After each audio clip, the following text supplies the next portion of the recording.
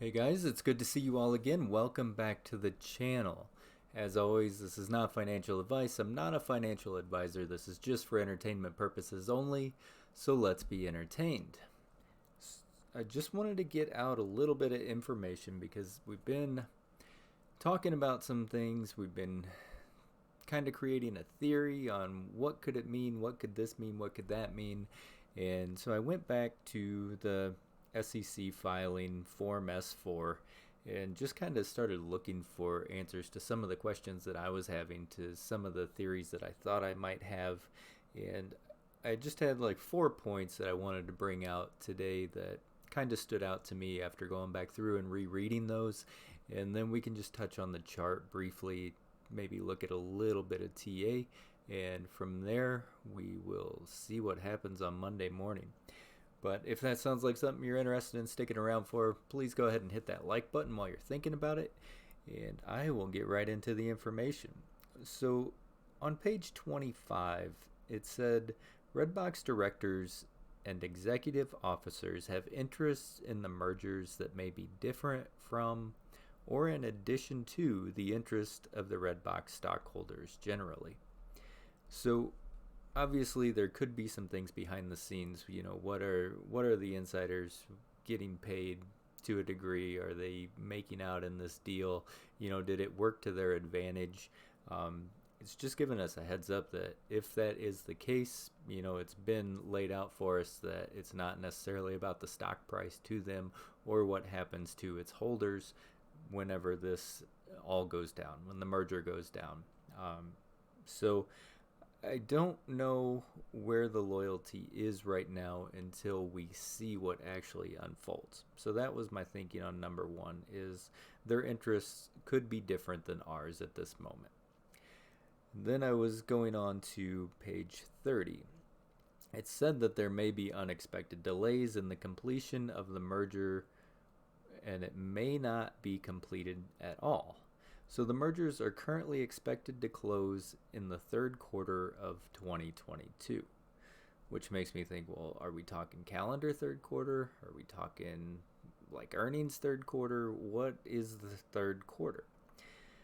Well, I flipped back to page 10, and there I saw that the mergers, if in addition, either CSSE or Redbox may terminate the merger agreement if the mergers have not been consummated on or before October 31st, 2022. So I think we're actually looking at calendar third quarter there, whenever we're trying to figure out when is the actual end date, like the latest that this could go on without either party being able to just walk away and terminate the deal. So I kind of got a little bit better feeling there, but the third quarter, obviously, July, August, September. Yeah, that's right. So as early as July, and I saw somewhere July 8th could be the earliest that it would take place. We've been seeing that there's going to be some sort of shareholder vote that comes into play. I think it was reading that the board was already on board with going through with the merger, so I think they all have the collective mindset that this is going to happen. This has already been worked out and what they want. I think the shares are probably locked up in their favor, that it doesn't even matter if we do end up seeing a proxy and get a voting right. Why would they let some retail that are just out here playing, trying to get a squeeze or a few extra bucks out of the stock? Why are they going to let them ruin a deal that seems to be in their benefit if that's what the board sees fit?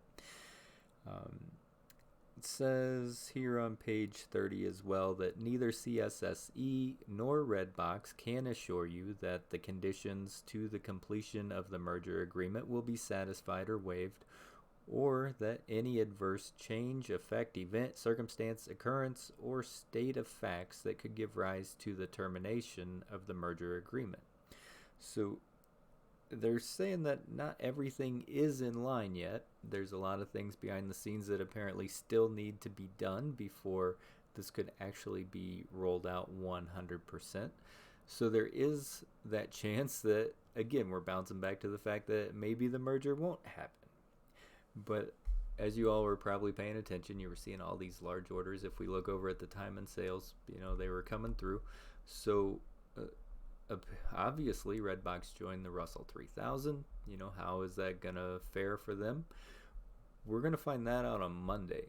I'd love to see it just absolutely be a bullish day on Monday. Got a lot of money that rolled in here. I don't know that they want to come in just to lose money right away. I mean, some of these orders are substantial. Some of them aren't going to matter. It's just a drop in the bucket to some of these guys. But some of those ETFs definitely are not going to just be wanting to hand out that kind of money just to throw it away. And I went into page 24. It says that the merger agreement obligates each of CSSE and Redbox to use its commercially reasonable efforts to carry on its business in the ordinary course in all material respects, and the merger agreement obligates Redbox to use its commercially responsible efforts to preserve substantially intact its business organization, along with a list of all these other things. So in the contract for the merger, obviously Redbox has to do everything business as usual. So I was wondering if them joining right away was going to be maybe a subtle hint that they might be looking to get out of the merger by chance.